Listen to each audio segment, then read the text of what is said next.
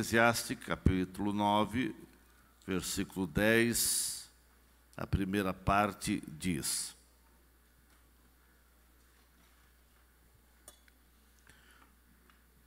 tudo quanto te vier a mão para fazer, faze-o conforme as tuas forças. Amém.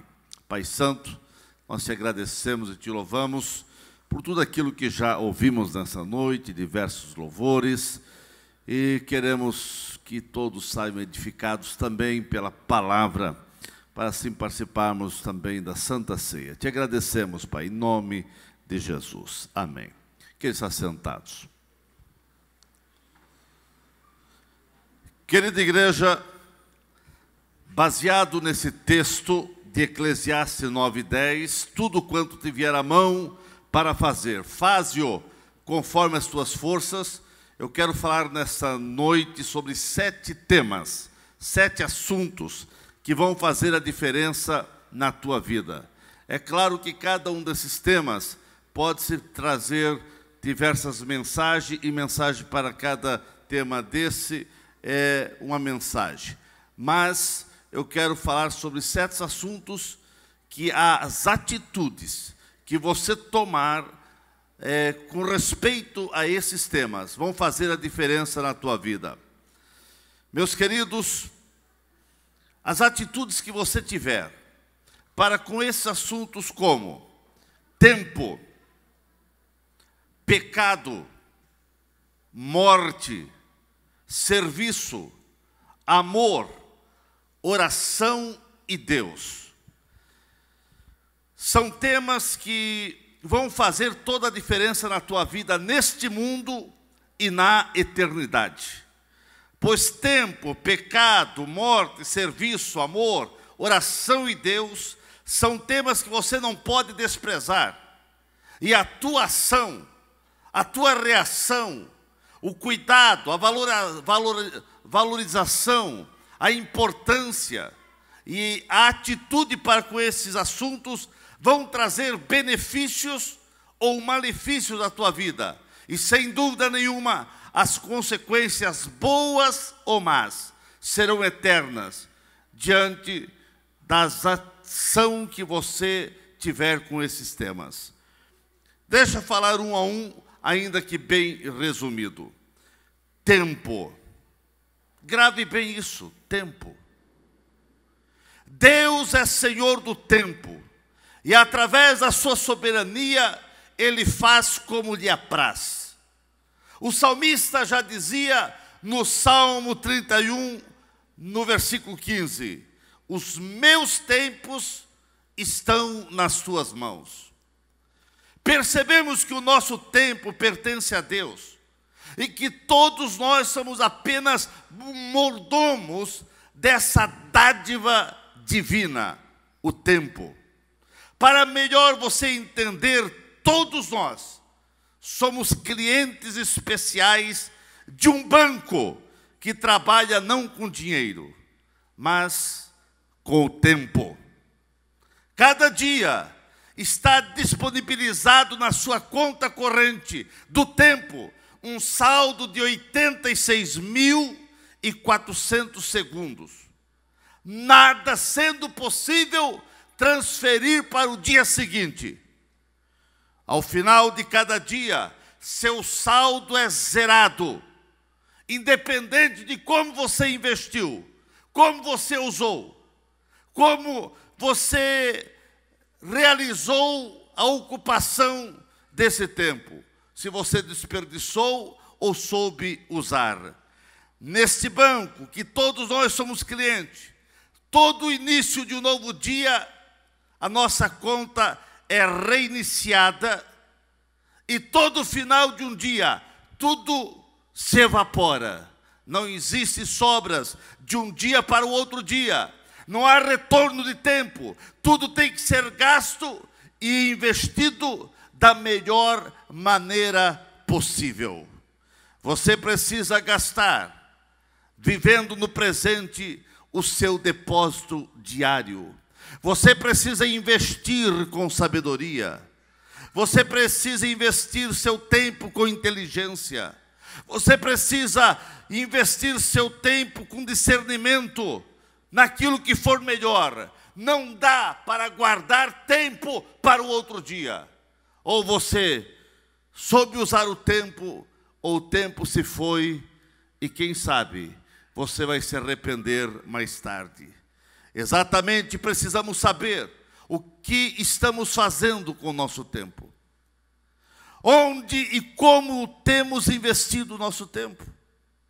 Quem sabe um dia nós teremos que prestar conta ao dono do tempo, que é Deus. Precisamos valorizar cada momento que temos, porque o tempo não espera por ninguém.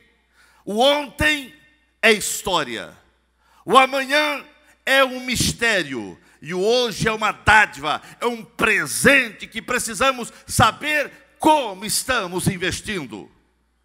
O tempo iguala a todas as pessoas.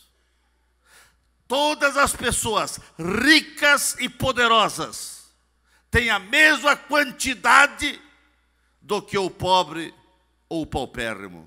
Todos recebem a mesma quantia. Tenha estratégia, meu querido irmão, que venha ajudar você a saber aproveitar bem o seu tempo. Seja organizado, defina as prioridades. Tem coisas que até são importantes, mas quem sabe não são as urgentes.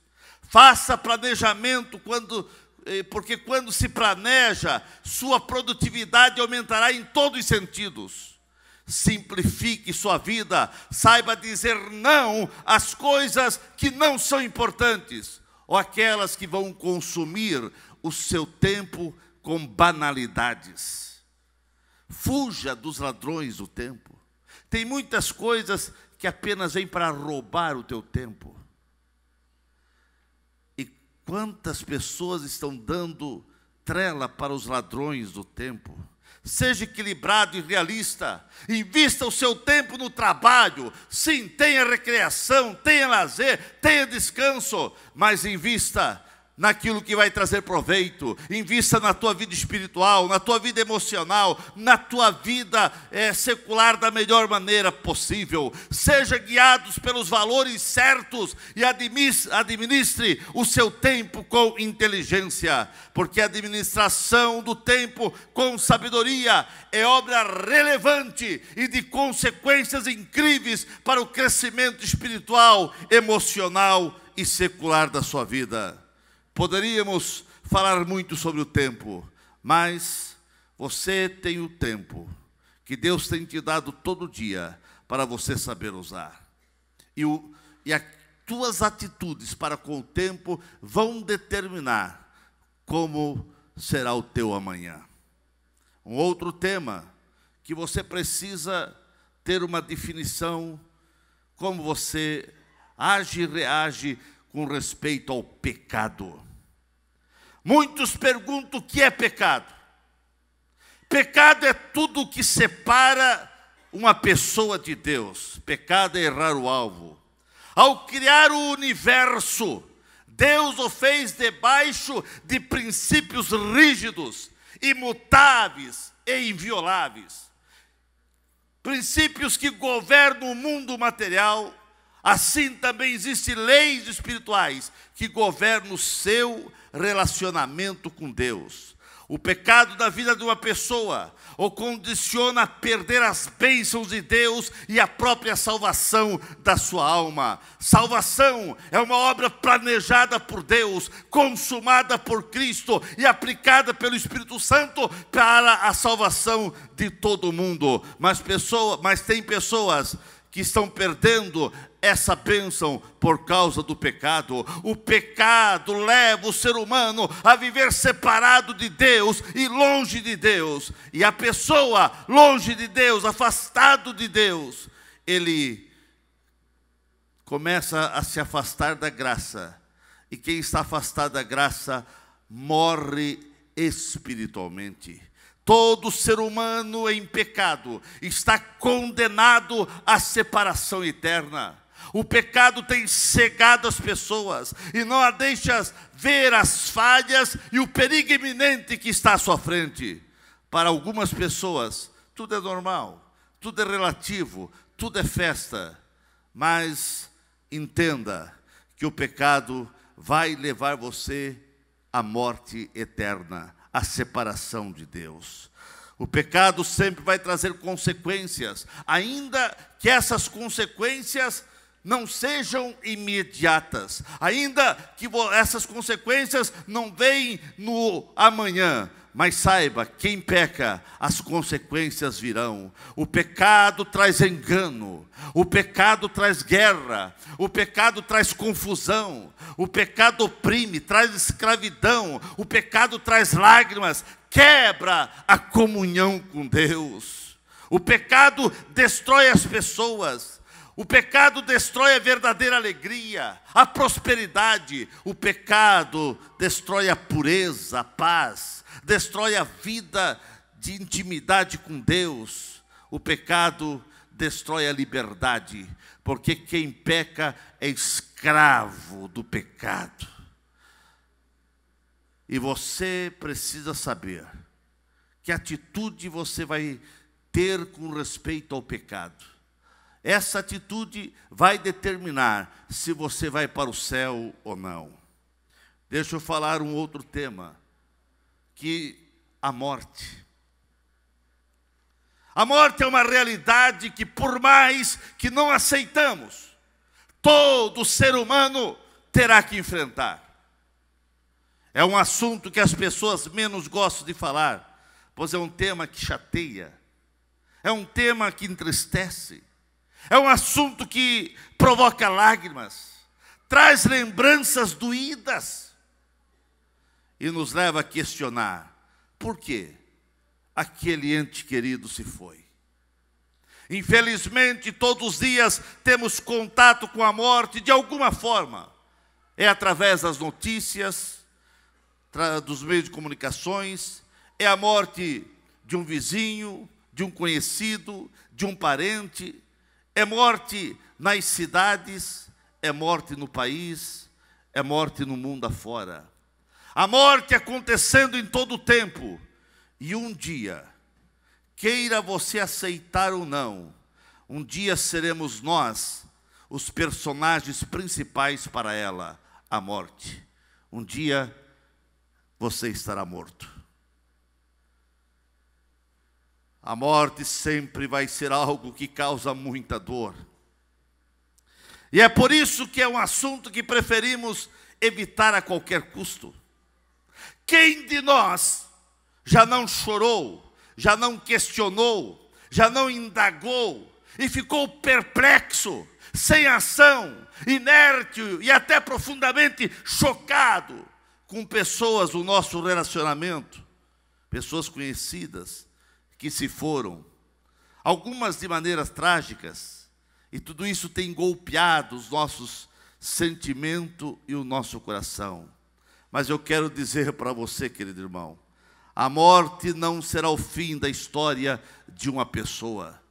Muitos não têm certeza do que há depois da morte, ficam confusas e acabam por ignorar o que existe além, ou se fico a perguntar: existe algo além da morte? Nessa hora de dor, muitas vezes nós perguntamos: e onde está Deus em tudo isso? Eu quero dizer que Jesus sabe o que é a dor da morte. No túmulo de Lázaro, ele viu duas irmãs desesperadas a chorar. E a Bíblia diz que Jesus chorou ao ver o desespero, ao ver a dor de Marta e Maria. Jesus sabe o que é a dor da morte, pois ele mergulhou a sua alma, a sua vida na morte, para matar a morte e com sua morte tirar milhões e milhões do aguilhão da morte com a sua ressurreição. A morte, infelizmente, faz parte da existência da nossa vida aqui por essa terra. A morte faz parte da nossa existência e da qual ninguém poderá escapar. E eu quero confrontar você nessa noite perguntando-te: você está preparado para esse dia? Salomão, em Eclesiastes 7:2, nos confronta dizendo que é melhor ir à casa onde há luto, porque ali aprendemos a pensar sobre o fim desta vida. Diante da dor, diante do luto, a gente pensa na vida e no que temos feito de bom, no que tem que ser consertado e aquilo que tem que ser consertado na nossa vida. É na hora da morte, quando a gente vê alguém ali, nessa hora perguntamos se estamos fazendo aquilo que Deus se agrada. Sem dúvida, você está preparado para viver. E você luta com todas as forças para que venha viver da melhor maneira possível. Mas permita-me a te confrontar. Nesse instante, mais uma vez, você está preparado para a morte? É claro que nunca incluímos a morte em nossos projetos. Quem dos senhores, nos seus projetos para o amanhã, colocou lá, projeto, vou morrer? Mas você precisava colocar. Nós precisamos colocar. Vamos morrer. E como que nós estamos vivendo hoje? Como você está vivendo hoje? Porque a morte vai chegar.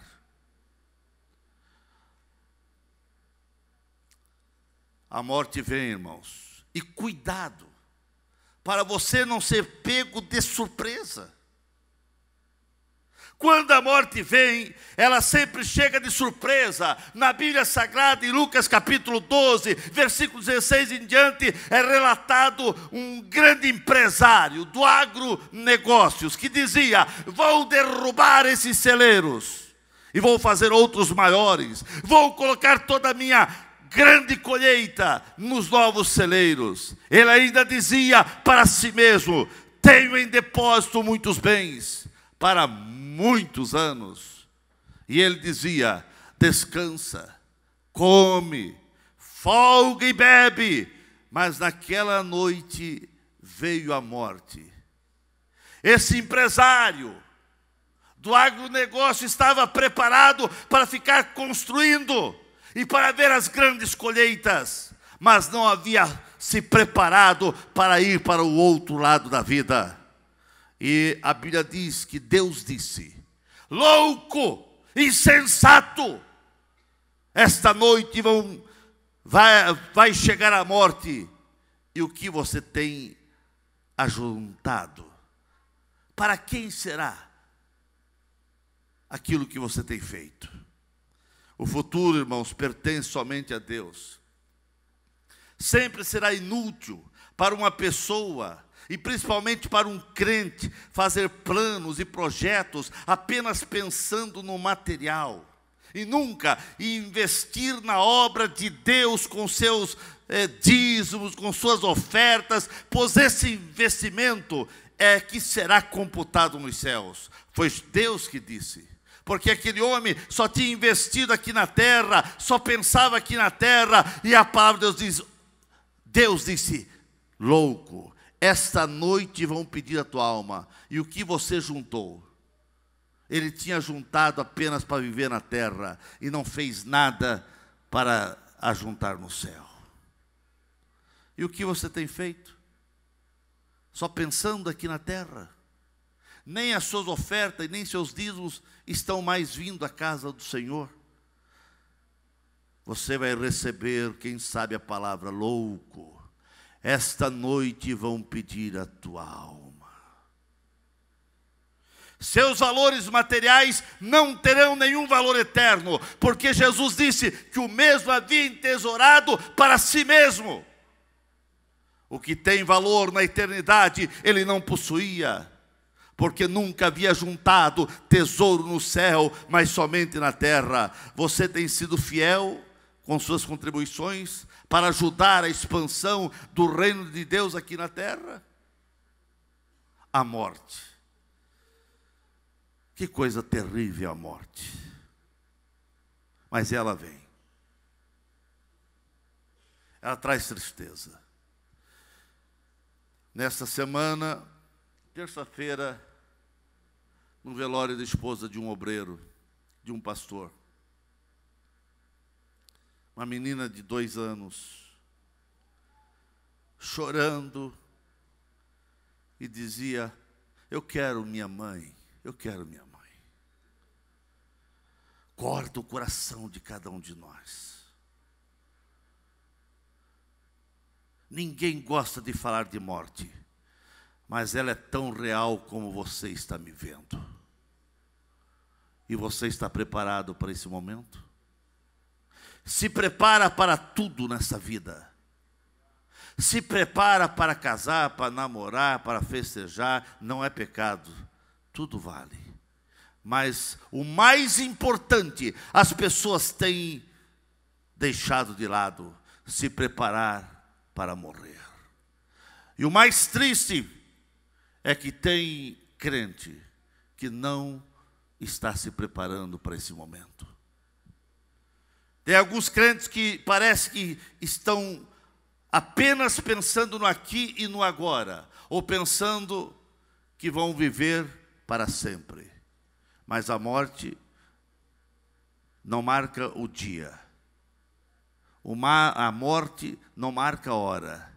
Ninguém sabe a hora da sua morte, mas ela está vindo. Pastor, muda de assunto.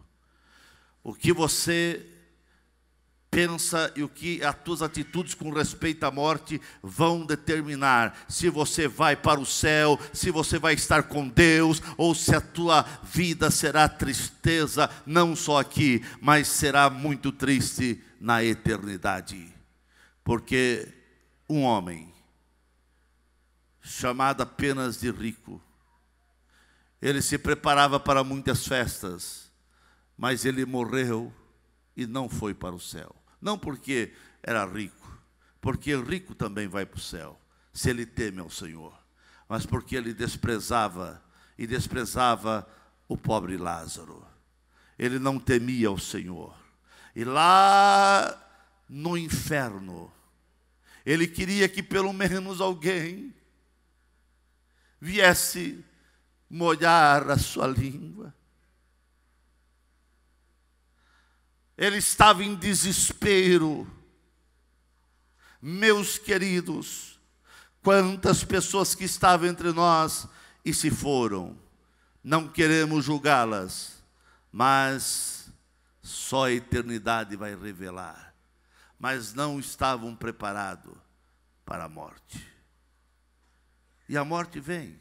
Nessa semana, segunda-feira, um irmão nosso aqui da igreja, sempre estava na terça-feira em todos os cultos. Dormiu e morreu. Esse não se acordou, como dizem as pessoas. Amanheceu morto. E quantas pessoas assim estão com toda a vida, com toda a saúde, com toda a força, e a morte vem, e nós questionamos: mas por quê? Deus, por quê? A morte é democrática, vem a todos, não faz escolha. A escolha quem tem que fazer é você, se quer ir para o céu ou não. Deixa eu falar no outro tema, porque a morte, poderíamos falar muito tempo sobre ela. Deixa para lá a morte. Serviço, o ser servo, o servir ao Senhor. As tuas atitudes com respeito a ser servo, servir, vão determinar também como será a tua eternidade. A missão principal da igreja aqui na terra é servir. Isso significa colocar-se sempre à disposição para servir a Deus e as pessoas com alegria.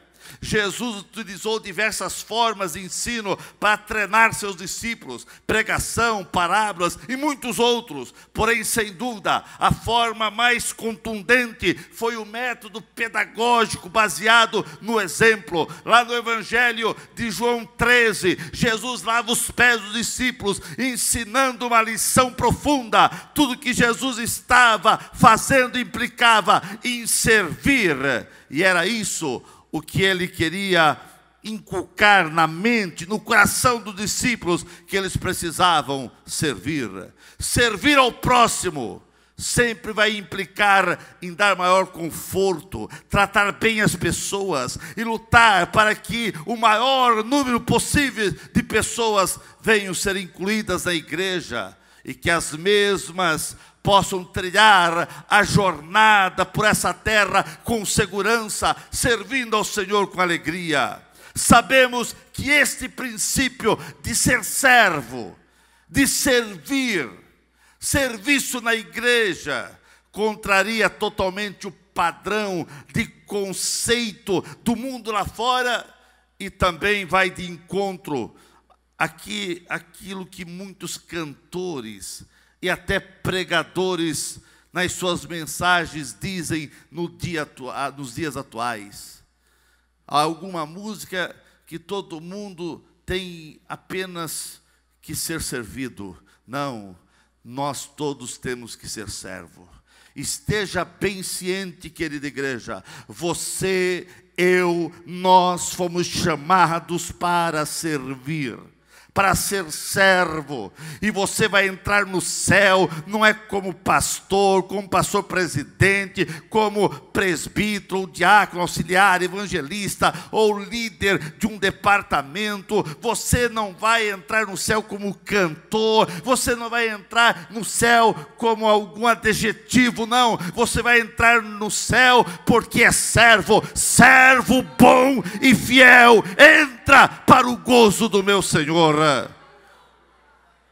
Uma grande parcela de crentes estão achando que é muito difícil servir, e por essa razão a motivação para ajudar, para encorajar e servir o próximo estão desaparecendo da prática cristã. Está se perdendo a visão do altruísmo genuíno, do altruísmo de ser útil na vida dos outros. Está se perdendo a preocupação com as necessidades do próximo. O servir é um passo natural para aqueles que relacionam-se com Deus. Quanto maior é o teu relacionamento, quanto maior é a tua intimidade com Deus, mais disposto aquele crente estará para servir.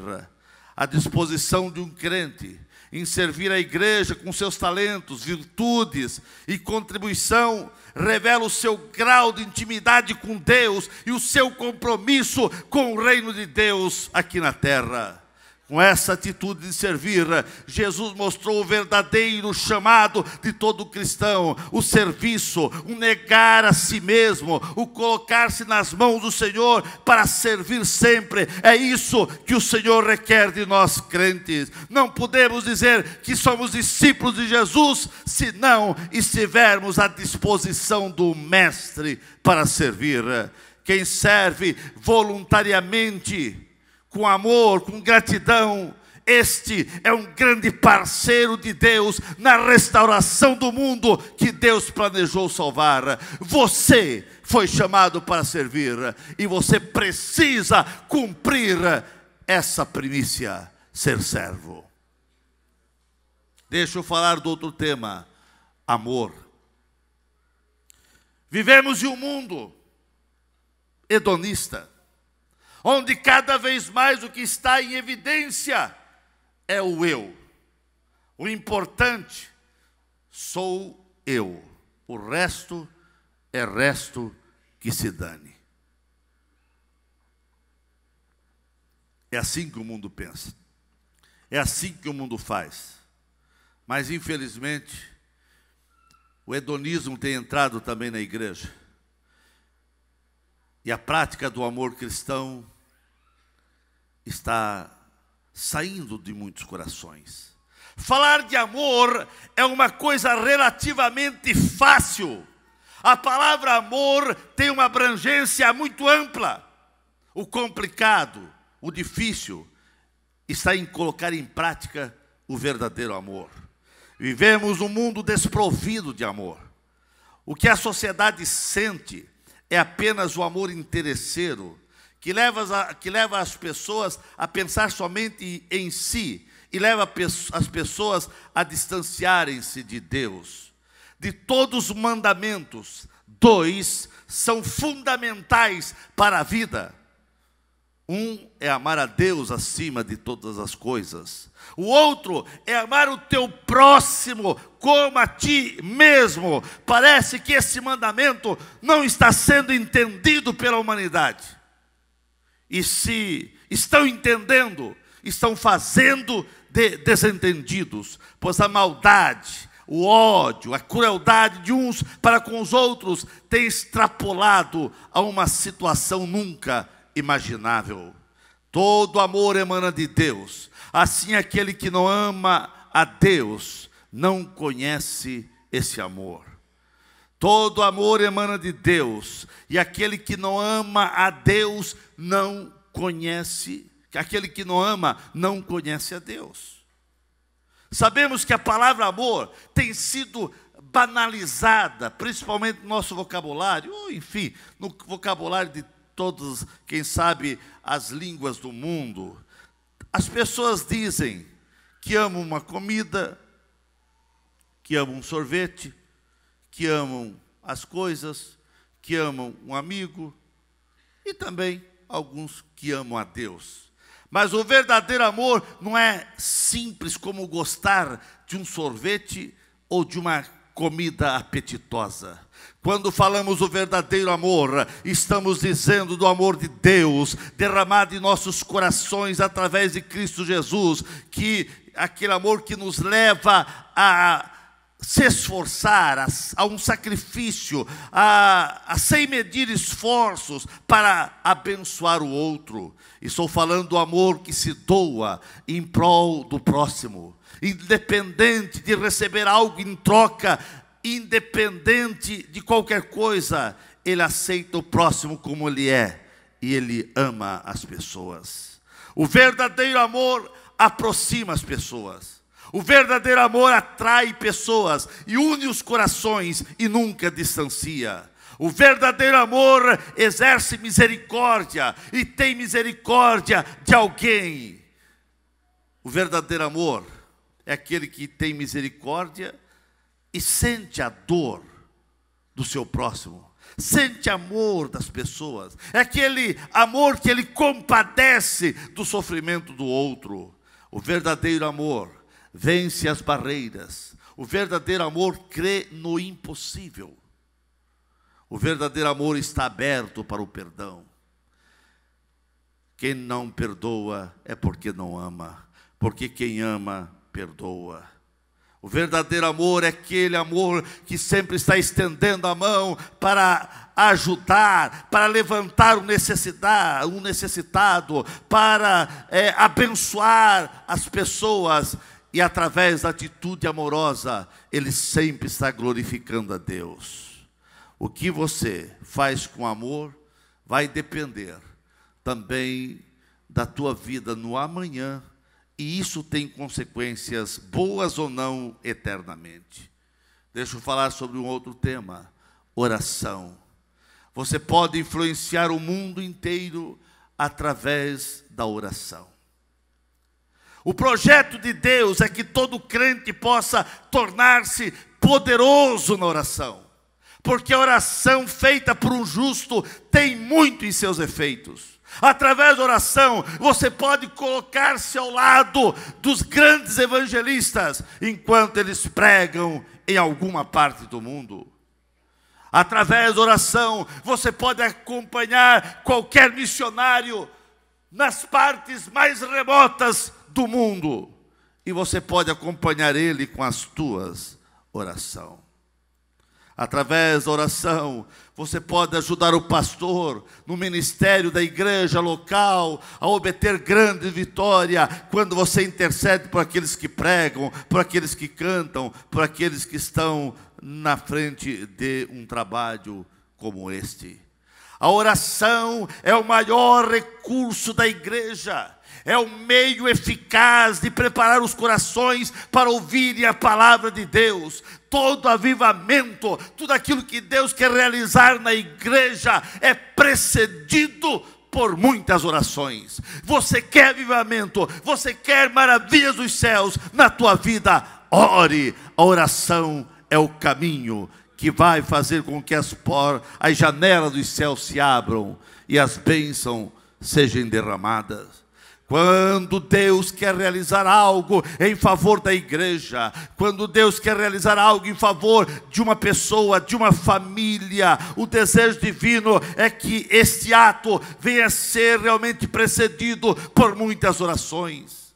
Eu quero dizer para você nesta noite, queridos irmãos, as chuvas torrenciais dos céus não vão cair sem que antes os joelhos se dobrem.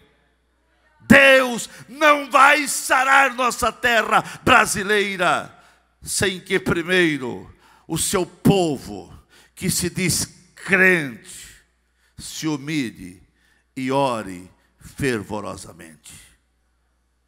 Em muitas vidas, e também infelizmente em muitas igrejas, a oração está em estado de coma, está na UTI, CTI, prestes a morrer. Estamos presenciando em muitas vidas um grande tempo de estiagem, de sequidão espiritual. Cuidado, irmãos. Hoje o povo tem tempo para tudo, menos para orar. Quanto tempo você gasta com o teu celular, com o teu WhatsApp, em detrimento à oração? Você passa mais tempo orando ou no celular? Samuel dizia: não orar é pecado. E se você não orou, você hoje cometeu pecado.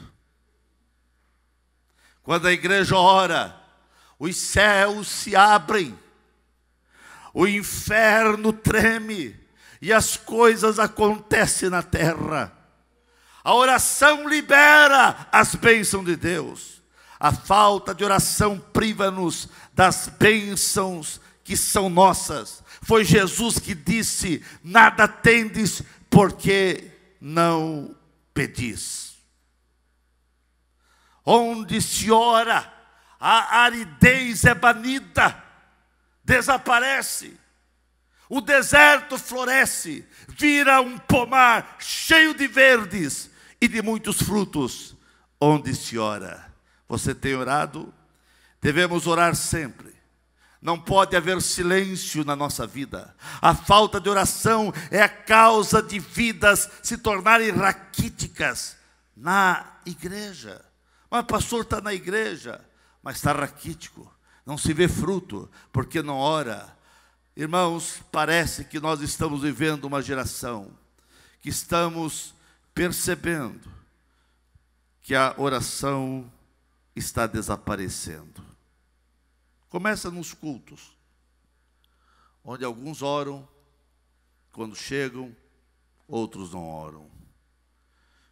Não vou questionar se você vai orar de joelho, em pé, sentado.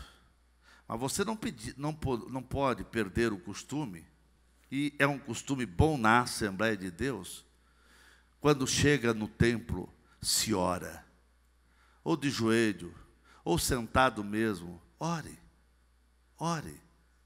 Porque em alguns cultos nossos, quando alguém está orando, mas o burburinho parece mais um mercado público do que a igreja do Senhor. Mercado público por causa das conversas, mas não é conversa com Deus, é conversa com o seu amigo. Ainda que a energia está bastante cara, e nós gastamos muito com energia, mas assim mesmo eu prometo para vocês, eu deixo as luzes ficar ligadas. Você pode, depois do amém do culto, ficar conversando com seu amigo, com quem você quer conversar, a hora que você quiser. Fique conversando, é bom relacionamento, mas não na hora do culto, não nos momentos que antecedem o culto. Depois muitos saem murmurando, dizendo que o culto estava chato, a pregação estava ruim, o culto estava com nada. Quem faz o culto é você, quem faz o culto é você, quem faz o culto é você. E se você não prepara o teu coração para o culto, como vai ser aquele culto? Se você chega no culto e fica contando todas as notícias do dia no culto. Calma, irmãos. Deixa para contar depois o culto. Prepare o culto com as tuas orações. Eu não sou saudosista. Não, irmãos. Porque eu creio naquilo que a Bíblia diz, que nos últimos dias Deus derramará do seu Espírito sobre toda a carne. Mas tem coisas que eu tenho saudade, é de ver quando o povo dobrava o joelho, e quando se levantava com o rosto banhado de lágrimas, os bancos ficavam com as lágrimas até manchados. Cadê aquele irmão? Cadê esse momento de oração? Meus queridos, é tempo de orarmos para que Deus nos desperte. É tempo de nós orarmos. Que Deus venha despertar-nos. Que o Espírito Santo venha colocar esse imenso desejo no coração de todo crente orar. A oração é a nossa principal arma. A oração é muito mais do que uma bomba atômica. A oração é a grande arma da igreja, porque a oração muda as situações. A oração de um justo pode muito em seus efeitos. Nós estamos fazendo pouco causa da oração. Nós não estamos dando a importância para aquilo que o mestre falou, para aquilo que a Bíblia diz. A oração. Você está orando, irmão? Você está orando? E para terminar, é claro que todos esses temas poderia ser uma mensagem, mas para terminar, Deus. O tema Deus, assunto Deus. O sucesso da nossa existência por essa terra, em todos os sentidos, vão depender de como estamos agindo diante de Deus e da sua palavra que diz: amarás o Senhor teu Deus de todo o teu coração, de toda a tua alma e de todo o entendimento. Deus, na sua essência, no seu poder, na sua forma de ser, de agir, Ele é infinito, maior do que qualquer imaginação humana, maior do que aquilo que você possa entender, conceber. A verdade fundamental de todas as coisas é que Deus é Deus e não precisa provar para homem algum que Ele é Deus. Deus é Deus independente se você vai crer ou não crer, daqueles que creem ou daqueles que não creem. Deus continua sendo Deus. E graças eu dou, porque Ele não age como nós agimos. Ele não pensa como nós pensamos. Porque se Ele agir como nós agimos, todo aqui já estaria morto.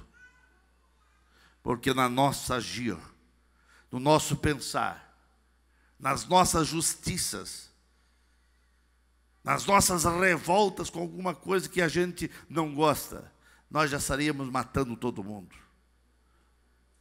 E tem crente que diz, e tem crente que fala, Deus vai realmente, você vai ver o que vai acontecer, e joga desgraça em nome de Deus. É claro que Deus é justiça, mas nós não fomos chamados para julgar, nós não somos juízes. Deus é Deus, irmãos. O sucesso da tua caminhada cristã o sucesso da tua vida aqui na terra vão depender dos teus passos, dos teus compromissos, do teu relacionamento com Deus, pois Deus exige dedicação a Ele e a sua palavra. E esse Deus, Criador dos céus e da terra, Ele não aceita parceria com outro suposto Deus. Ou você é de Deus 100% ou não. Ele não reparte a sua glória com outro. Ah, pastor, mas eu sou 99,9% de Deus. Ele não aceita. Você aceitaria teu esposo, tua esposa, ser 99% seu ou sua e 1% de outro? Não. Você não reparte teu esposo e tua esposa com outro. Deus não reparte. Ou você é dele ou não é dele. Foi as maiores palavras de julgamento. Foi Deus falando com Israel. E Deus chamou Israel, muitas vezes, que estava fazendo o papel de uma prostituta, porque havia abandonado a ele para seguir outros deuses. Meu querido irmão, você é de Deus 100% ou não? Não existe possibilidade de você obter crescimento espiritual saudável se você não tiver compromisso com esse Deus, compromisso com a palavra desse Deus, compromisso de viver para esse Deus. O relacionamento com Deus e o desenvolvimento de uma vida saudável no seu todo vão depender do teu compromisso com esse Deus. Quando se fala em Deus, fala também da obra desse Deus aqui na terra. Não se pode separar uma coisa da outra. Cristãos sem compromisso com a igreja, cristãos sem compromisso na igreja em nossos dias, parece que está sendo meio comum, mais do que se possa imaginar. Hoje fala do cristão em casa, fala do desigrejado, fala de tantas outras coisas.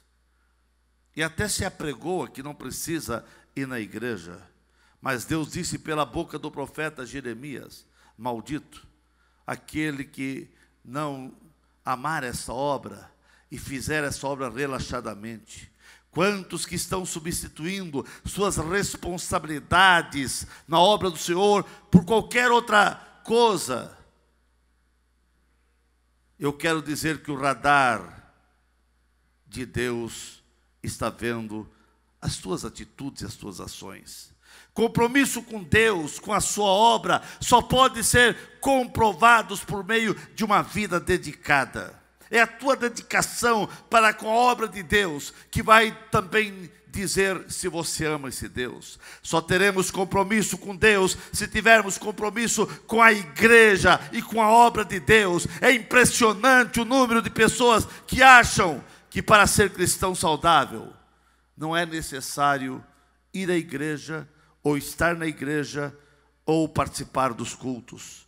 Todos têm que estar cientes que a intimidade com Deus não está desligada, não está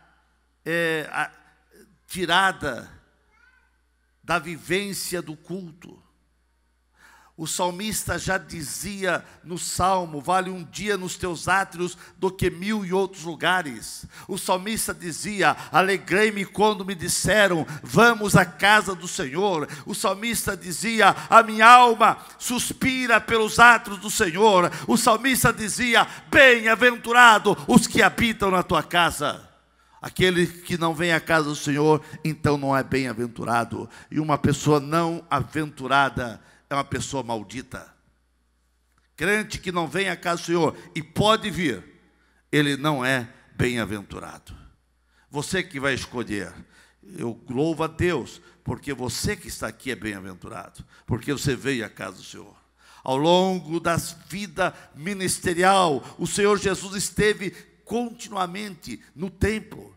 Jesus sempre estava no templo. Após sua ascensão, os apóstolos continuaram a manter essa máxima. Todos os dias, a Bíblia diz, todos os dias, no templo e nas casas, não cessavam de orar, de pregar. Não existe nenhuma possibilidade de você ser um crente saudável, abençoado, se você desvencilhar Deus da igreja, querer desvencilhar Deus do templo. O crescimento espiritual e o sucesso de todos os cristãos vai depender do seu relacionamento com Deus e a sua presença nos trabalhos de culto para juntos cultuar ao Senhor. Muitos crentes têm se conformado, muitos crentes têm se acomodado com uma vida fria e totalmente superficial no que tange a vida de intimidade com os céus, com Deus, e as consequências desse proceder serão catastróficas. Meus queridos, eu quero dizer que a intimidade com Deus vão fazer a diferença no hoje e na eternidade. Para encerrar, em resumo de tudo, a tua maneira de agir, com respeito aos temas que aqui falei, tempo, falei sobre pecado, sobre morte, sobre serviço, sobre amor, sobre oração, sobre Deus. É as tuas atitudes a respeito com esses temas vão fazer toda a diferença aqui na terra e terão consequências eternas. Pelo amor da tua alma, por amor da tua vida espiritual, você não pode sair dessa reunião sem fazer uma análise profunda de como você está lidando com esses assuntos. Coloque-se em pé nesse momento.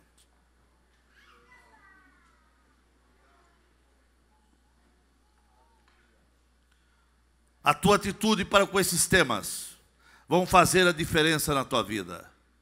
Qual as atitudes da tua alma, do teu coração? Como e o que você pensa e como você está usando o tempo?